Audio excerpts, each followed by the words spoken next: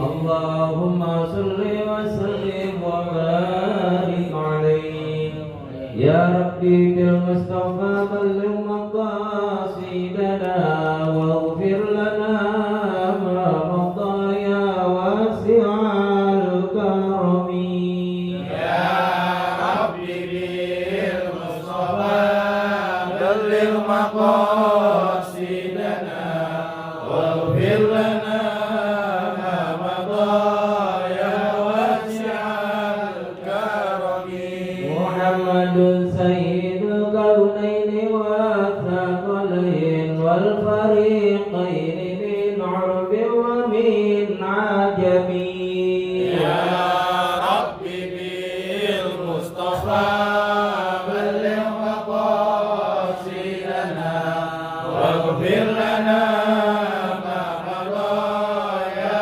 واسع الكرم نبينا الآمر الناهي فلا أحد أبر في قولا منه ولا نعم يا ربي بالمصطفى بلغ مقاصدنا واغفر لنا ما مضى يا واسع الكرم هو الحبيب الذي ترجى شفاعته لكل هول من الأهوال مقتحم يا ربي بالمصطفى بلغ مقاصدنا واغفر لنا ما مضى يا واسع الكرم يا أكرم الخلق ما لمن ألوذ به سواك عند خلول الحادث العمم يا ربي بالمصطفى بلغ مقاصدنا واغفر لنا ما مضى يا واسع الكرم ولا يبق رسول الله جاهك به ذي الكريم تدلى باسم منتقم يا ربي بالمصطفى بلغ مقاصدنا واغفر لنا ما مضى يا واسع الكرم يا نفس لا تنتي من زلة عدمات إن الكبائر في الغفران كالأمم يا ربي بالمصطفى بلغ مقاصدنا واغفر لنا ما مضى يا واسع الكرم لعل رحمة ربي حين يقسمها تأتي على حسب الإشيان في القسم يا ربي بالمصطفى بلغ مقاصدنا واغفر لنا ما مضى يا واسع الكرم يا ربي بالمصطفى بلغ مقاصدنا واغفر لنا ذنبنا يا غافر الذنوب يا ربي بالمصطفى بلغ مقاصدنا واغفر لنا ما مضى يا واسع الكرم اللهم صل وسلم وبارك عليه ربي زدني علما وارزقني فهما وألهمني بالصالحين ربي زدني علما وارزقني فهما وألهمني بالصالحين ربي زدني علما وارزقني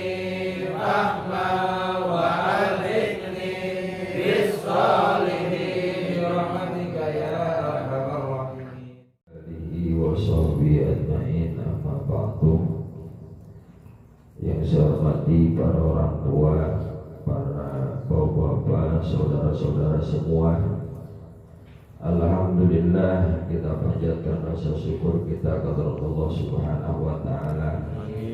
Malam hari ini dengan barokah, taufik, hidayah dan inayah dari Allah Subhanahu wa taala, kita semua bisa mengisi malam Jumat dengan membaca surah Fatihah, surah Yasin, zikir dan tahlil. Dari semuanya itu kita mohon pada Allah pahalanya kita hadiahkan untuk orang-orang tua kita dan keluarga kita semua yang sudah melangkah rahmatullah, sehingga dengan bacaan-bacaan kita bersama keluarga kita yang sudah melangkah rahmatullah, Allah penuhi kuburnya dengan rahmat dan maghfirah dari Allah Subhanahu wa taala. Amin Allah. Salawat dan salam kita sampaikan kepada Nabi kita Muhammad sallallahu alaihi wasallam. Terlebih dahulu sama-sama kita baca Al-Quran Surat Al-Fatihah untuk guru-guru yang telah mengajarkan agama kepada kita, khususnya Kiai Haji Marzuki bin Mirsad, Abu Jadi bin Muhajir, Kiai Haji Nur Ali, Kiai Haji Abdullah Sabi Hajani, Mbah Kandong Jati Keramat, Raden Umar bin Haji Jahiri, Raden Haji Muhadir bin Raden Haji Asyikid, Raden Haji Bugeni bin Raden Haji Umar, Raden Ibrahim bin Yasin, Kiai Haji Abdul Ghali bin Muhtar, Kiai Haji Seman bin Haji Tiyan, Gajasan Basri bin Haji Abdul Hanan, Kiai Haji Jamah Bali bin Ahmad, Kiai Haji Mursyid Kamil bin Haji Gemit, Kiai Haji Pudiani bin Oyar, Kiai Haji Salahuddin bin Haji Mu'ad, Kiai Salahuddin bin Ubad, dan seluruh guru-guru yang telah mengajarkan agama kepada kita.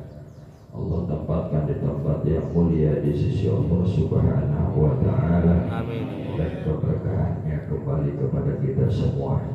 Ala haziniyah al-Fatihah. A'udzu billahi minasyaitonir rajim. Bismillahirrahmanirrahim. Alhamdulillahi rabbil alamin, arrahmanir rahim, maliki yaumiddin. Iyyaka na'budu wa iyyaka nasta'in. Ihdinas siratal mustaqim. Siratal ladzina an'amta 'alaihim ghairil maghdubi 'alaihim waladdallin. Amin. Semoga dari Jumat-Jumat yang lalu Qala Allah Ta'ala fi kitabihil karim, a'udzu billahi minasyaitonir rajim. Bismillahirrahmanirrahim.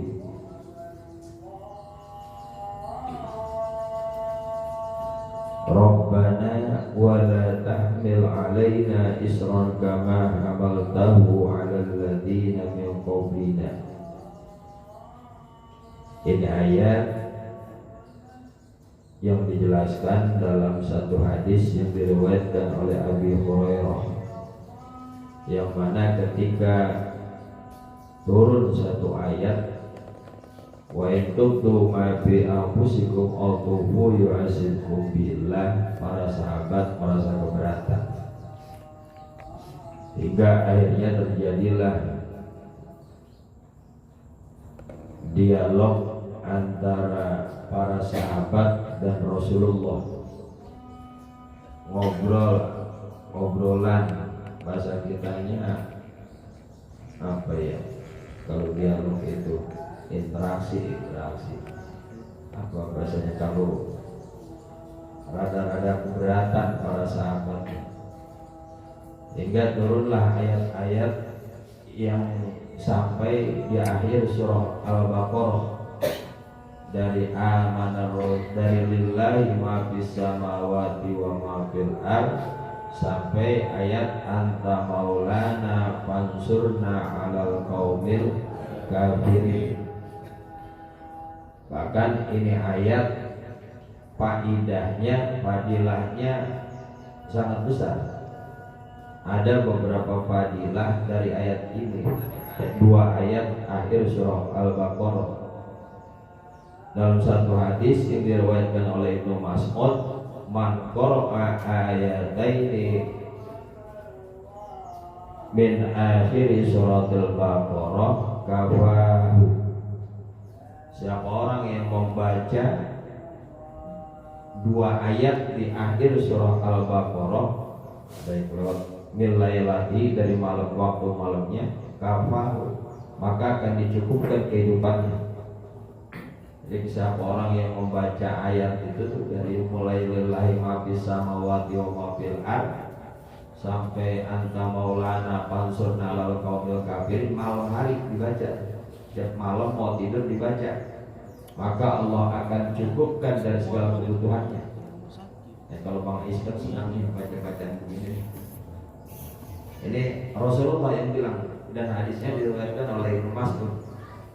Makanya ini selalu dibaca dalam hal apa aja, mau selamatan, mau tahlilan, selalu dibaca.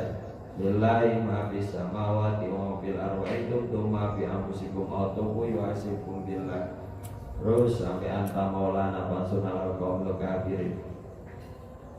Kalau hidup kita rada-rada ribet, banyakin ya baca ayat ini nih. Urusan kita rada-rada ngepet, banyakin ya baca ini. Yang kedua, diantaranya keutamaannya dari akhir surah Al-Baqarah ini, barang siapa yang membaca 2 ayat di akhir surah Al-Baqarah selama 3 hari berturut-turut, maka rumahnya itu akan dijauhkan dari segala macam gangguan setan. Jadi kalau rumah kita setan mulu, kuntilanak mulu, baca ini dah 3 hari berturut-turut. Ada yang mengatakan bacanya habis maghrib. Jadi bacanya habis maghrib 3 hari berturut-turut. Oh, betul.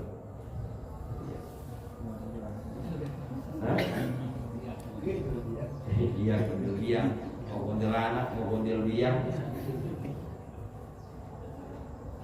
Baca dah tuh 3 hari berturut-turut.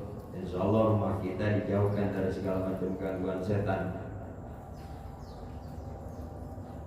Rabbana, wahai Tuhan kami, wala tahmil alaina, jangan engkau bebani kepada kami, isran, akan satu beban, kama amal tahu, sebagaimana telah engkau bebani, alal ladina min qablina, akan orang-orang sebelum kami. Ini doa. Jadi jangan sampai Allah membebani diri kita seperti Allah membebani orang-orang zaman dulu. Dalam tafsir dijelaskan min qablina ini dari golongan Yahudi dan Bani Israel.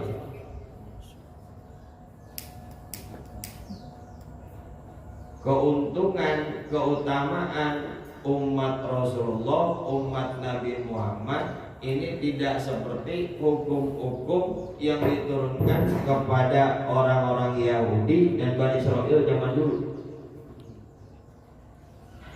Walaupun hukumnya tidak diturunkan seperti orang-orang terdahulu, tapi kita tetap mohon pada Allah, Rabbana wala tahmil alaina isran kama hamaltahu 'alal ladzina min qablina.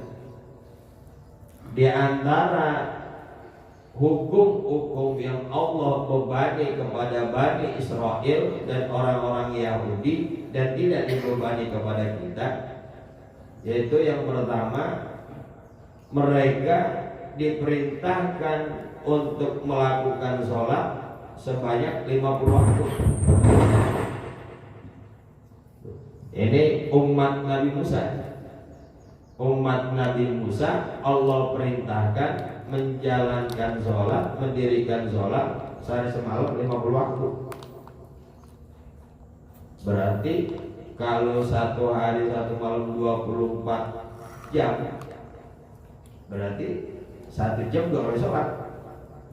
Hitungannya begitu tuh. Yang pertama tuh. Maka Nabi Musa ketika Rasulullah Isra Mi'raj, ketika Rasulullah Mi'raj, Nabi Musa ngingetin kepada Nabi kita, umat saya aja yang badannya tinggi-tinggi, badannya gede-gede, kuat-kuat orangnya. Kalau dibilang kuatan orang sekarang orang dulu, kuatan orang dulu sama orang sekarang. Contoh gampangnya yang ada di negara kita aja dah. Itu Borobudur, orang bisa kuat ngangkat batu yang gede banget ke atas Borobudur. Kalau kita pernah ke Borobudur, itu kan batunya berat-berat banget, tapi bisa orang-orang dulu tuh ngangkat ke atas. Kita sekarang ngangkat batu bata yang kecil aja, iya, hebel, ngangkat hebel 2 biji aja, berat banget. Jadi kalau dibilang orang dulu sama orang sekarang, kuatan orang dulu. Orang dulu maco 3 petak seharian kelar ya kok 3 petak. Orang sekarang jangan lagi 3 petak, ngoret seharian kagak bolehnya bisa. Ngap-ngapan ini baru dikorek, baru udah balak lagi. Yang nanam kembang tuh orang-orangnya lama. Banyak ngobrol.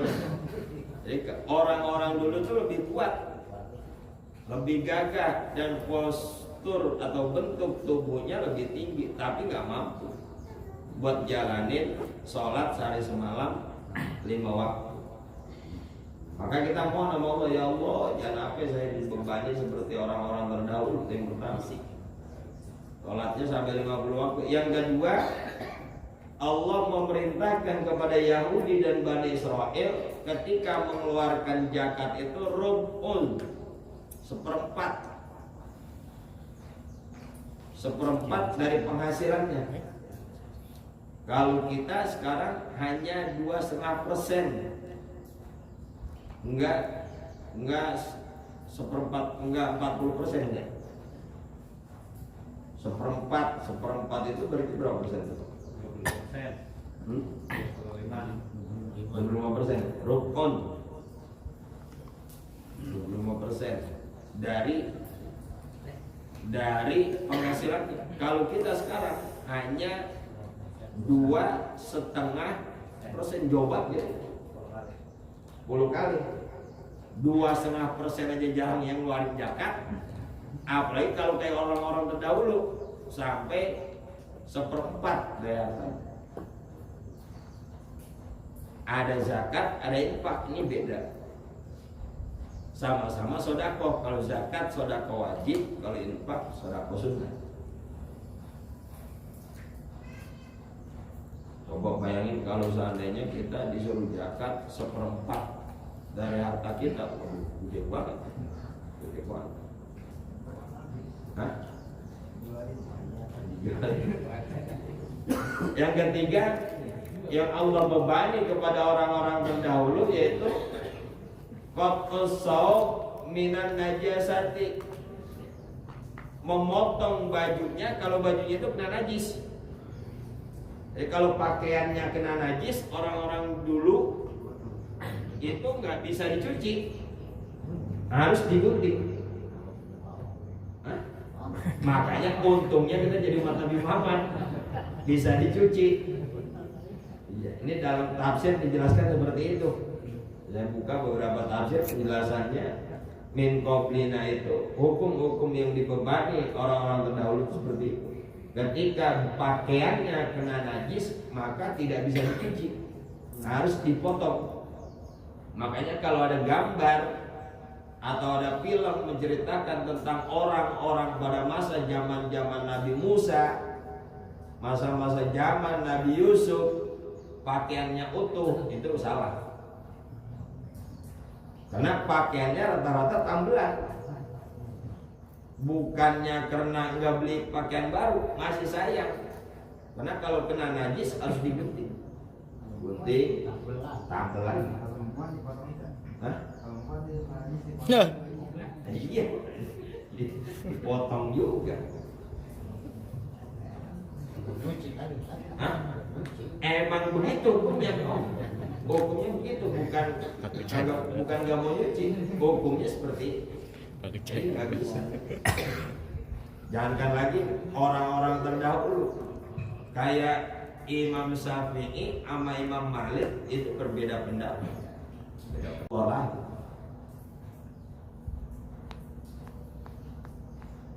Di antaranya lagi idza tubuh, apabila mereka tobat kepada Allah, mereka harus membunuh dirinya. Harus bunuh diri. Orang-orang terdahulu kalau dia benar-benar mau tobat sama Allah atas segala kesalahannya, dia harus bunuh dirinya. Bunuh diri. Baru diterima tobatnya.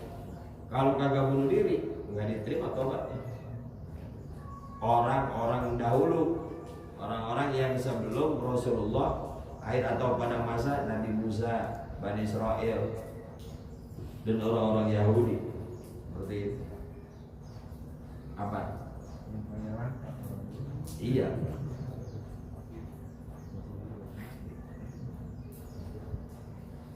Selanjutnya idza nasu syai'an, apabila dia lupa akan sesuatu, uzzilat al-uqubah, maka disegerakan siksanya. Umat-umat terdahulu kalau melakukan satu kesalahan, saat melakukan satu dosa, disiksanya di dunia. Seperti yang kita sering dengar, umat Nabi Musa gara-gara tidak melaksanakan sholat Sabtuan, kan dia mah sholatnya Sabtuan, kalau kita Jumatan, disuruh sholat hari Sabtu malah pada nyari ikan. Hingga akhirnya terucap kata Nabi Musa, kunu kirodatan khosiin. Semua tuh orang-orang yang gak sholat pada saat itu jadi monyet semua.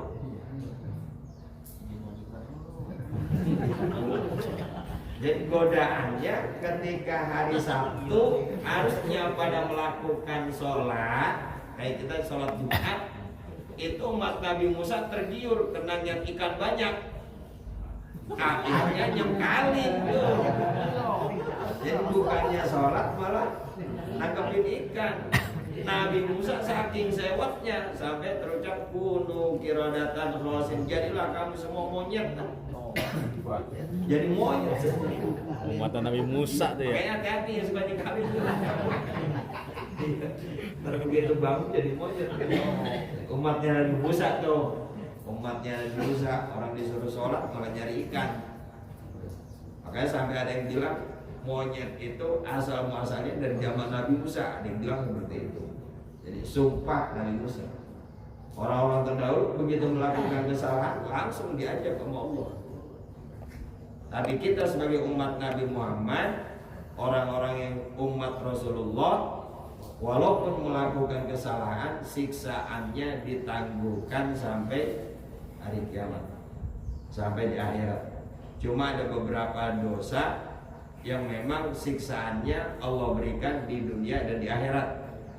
Di antaranya yaitu dosa durhaka kepada orang tua.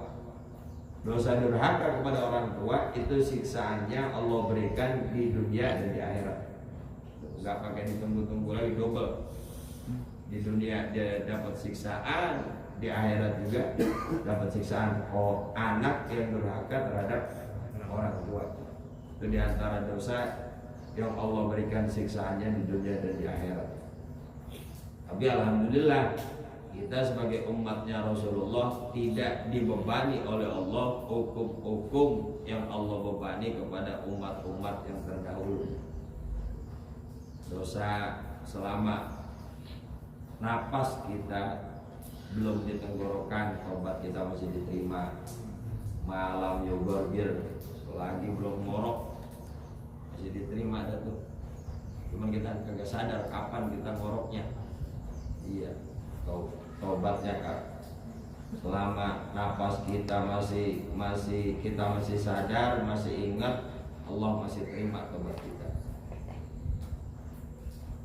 Malam yogorgir. Kalau udah ngorok itu udah gak bakal diterima. Kan biasanya ada orang mau meninggal tuh ngorok dulu. Nah kalau udah begitu tobatnya udah gak diterima. Jadi kalau kita baru mules doang mah langsung tobat ya Allah, nangis diterima tobatnya karena takut mati. Iya. Setengah 4 subuh perut sakit banget, sakit nyampe nutup dah, rasanya apa kayak ditusuk-tusuk karena kita takut mati. Ya udah tobat ya Allah, maafin semua. Jadi kita panggilin maafin ya, ada orang gua punya salah, semua itu dikumpulin dimaafin sama Allah.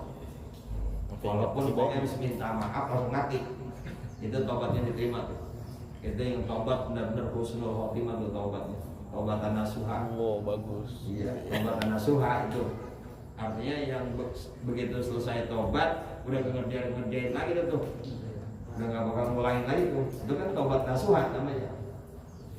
Tapi kalau udah begitu udah minta maaf semua, udah masrahin atau segar lagi ngelakuin lagi, kayak jadi tobat nasuha dah.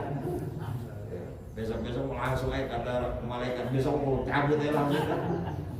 Gak pakai dikasih sakit lagi. Alhamdulillah. Rabbana wala tuhammilna ma la taqata lana bih. Ya Tuhan kami, jangan kamu bebani kami ma la taqata lana bih. Apa-apa yang kami tidak mampu dengannya. Ini harus sering-sering kita baca, jangan sampai Allah membebani kita, baik itu dari segi hukum Allah maupun dari segi kehidupan yang sekiranya kita nggak mampu buat nanggungnya. Kan rasanya udah nggak ini banget. Apa yang mau hidup rasanya udah kagak mampu banget. Baik itu tentang urusan atau penyakit jangan apa kita begini. Ya Allah, udah berobat kemana aja, tapi penyakit masih gini-gini juga ya Allah. Itu namanya Allah bebani dengan sesuatu yang kita sendiri nggak mampu. Jangan apa? Mumpung kita masih sehat ya Allah, Rabbana wala tuhammil, Rabbana wala tuhammilna ma la taqata lana bih. Baik dari segi kehidupan, penyakit, anak, saking susah-susahnya diatur, itu kan termasuk sesuatu yang kita nggak mampu buat nanggung.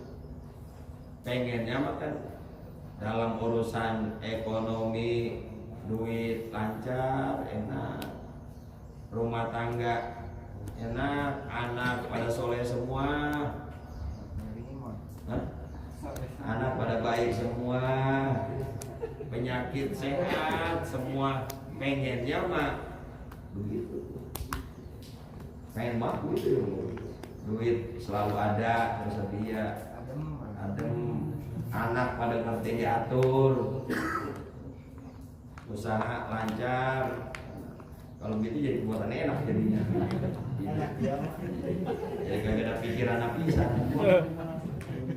Kalau gitu. Tapi walaupun begitu tetap kita mohon kepada Allah, Rabbana wala tuhammil la taqata lana. Kata Rasulullah, tolak na'am, iya. Jadi permintaan kita ini diambil sama Rasulullah. Nah, iya. Wa'fu anna waghfir lana warhamna wa'fu anna, dan maafkanlah kami, waghfir lana, dan ampunilah kami. Ada kata wa'fu anna, ada kata waghfir lana. Ketika duduk di antara dua sujud aja, Allahumma gfir rabbi gfirli warhamni wazburni warfa'ni warzuqni wahdini wa'afini wa'afani. Ini harus dua-duanya kita baca. Jadi kalau istighfar itu minta ampun, kalau wa'fu anna ini minta maaf. Jadi kita jangan cuma minta istighfar doang, harusnya sama Allah tuh minta maaf juga sama Allah. Minta ampun doang, ampunin saya, minta maaf kagak ya? Kurang baik juga. Atau minta maaf doang, minta diampunin kagak. Yang bagus adalah pakai kata Rabbi firli warhamni, dan terakhir wa'fu anni, minta maaf juga. Wa'afini wa'fu anni, minta maaf sama Allah atas segala kesalahan kita. Warhamna, dan juga minta rahmat dari Allah, minta dikasihani oleh Allah. Orang kalau udah dapat maaf, dapat ampunan dari Allah, pasti Allah akan memberikan rahmat. Dan orang yang sudah mendapatkan rahmat dari Allah, maka hidupnya akan tenang. Hidupnya tenang, ibadahnya tenang. Makanya materi, kekayaan, harta nggak jadi ukuran. Yang jadi ukuran adalah ketenangan. Belum tentu orang yang kaya itu dapat rahmat dari Allah. Belum tentu orang yang usahanya lancar itu dapat rahmat dari Allah. Kalau hidupnya walaupun hartanya banyak, duitnya banyak, usahanya lancar, tapi kalau hidupnya gelisah terus, itu berarti nggak dapat rahmat dari Allah. Tapi walaupun duitnya banyak, usahanya lancar, anaknya baik-baik semua, dan hidupnya nggak pernah gelisah, itu dapat rahmat. Dengan mana? Hah? Yang kedua, duit banyak, usaha lancar, keluarga baik-baik semua, hidup nggak gelisah. Dengan itu daripada duit dikit, usaha macet, anak pada susah diatur, hidup gelisah mulu.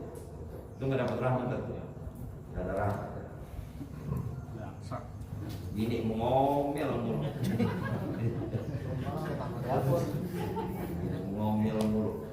tidur mulu kerja, kemana kek? Giliran kita keluar kemana-mana, mayang mulu. Salah jadinya. Iya. Kira kita tidur mulu, dibilang tidur mulu, dibilang keluar pulang ke bodoh, ngayap mulu. Mana sih nggak pulang-pulang? Anta maulana, engkau ya Allah maulana, yang mengurus kami, merawat kami. Yang merawat kita adalah Allah. Yang merawat anak-anak kita adalah Allah. Makanya sering saya bilang, kalau memang sekiranya kita penyakit, kita dalam keadaan sakit, nggak boleh kita ngomong, ya Allah, mana anak-anak saya masih kecil. Oh. Nggak boleh. Ya Allah, anak-anak saya masih kecil, ya Allah. Lah, emangnya yang gedein anak kita, bukan kita. Yang gedein anak, yang merawat anak Allah. Orang kita sering begitu masuk lihat anak kita lagi tidur, lagi lihat anakku udah gede banget ya. Yang gedein anak, yang ngurusin anak Allah, bukan kita. Kita hanya sekedar kewajiban kasih makan, kasih biaya pendidikan. Yang merawat bukan kita. Salah besar kalau kita ngomong, ya Allah saya jangan matiin dulu apa anak-anak saya masih kecil.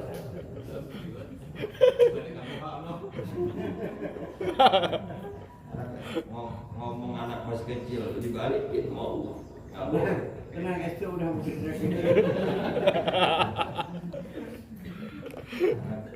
Anak kecil ya sama, anak gede ya sama. Malah yang enak mah anak masih kecil kita ninggal enak gitu. Enak banget. Kenapa? Nggak sempet disakitin mana? Coba kalau anak udah gede, tau kita dari kecil, ya Allah jangan matiin saya dulu, mau apa anak masih kecil. Terus kalau anak saya udah pada gede, udah pada berumah tangga, baru udah matiin saya. Kata Allah, mati lu nanti lu. Kenapa ya Allah? Kalau kita tahu nanti mantu lu nyakitin. Gedek banget gua. Gedek. Akibat apa tuh? Akibat doa kita. Ya Allah, ngapa sih ini susah banget diatur? Dulu pengen anak lu gede. Jadi jangan salahin Allah apa anak kita susah diatur, karena kita sendiri mintanya saya pengen ninggal itu anak udah pada gede, udah pada berumah tangga. Giliran niat mantu begitu ngeselin. Allah juga minta ya Allah. Nah, kata Allah dulu mintanya begitu.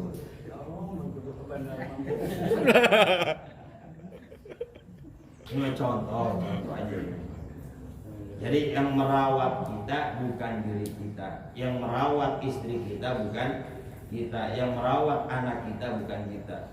Anta maulana fansurna alal qaumil kafirin. Allah yang merawat kita, maka kita mohon kepada Allah fansurna alal qaumil kafirin, agar kita ditolong dari orang yang kafir. Rawahu Muslim wallahu a'lam.